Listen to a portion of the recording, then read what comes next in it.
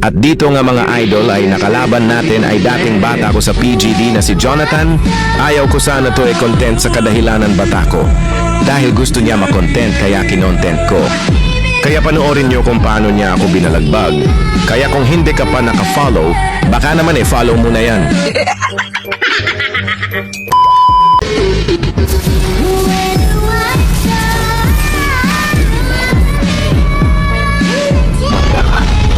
Check mo tawagan sa akin.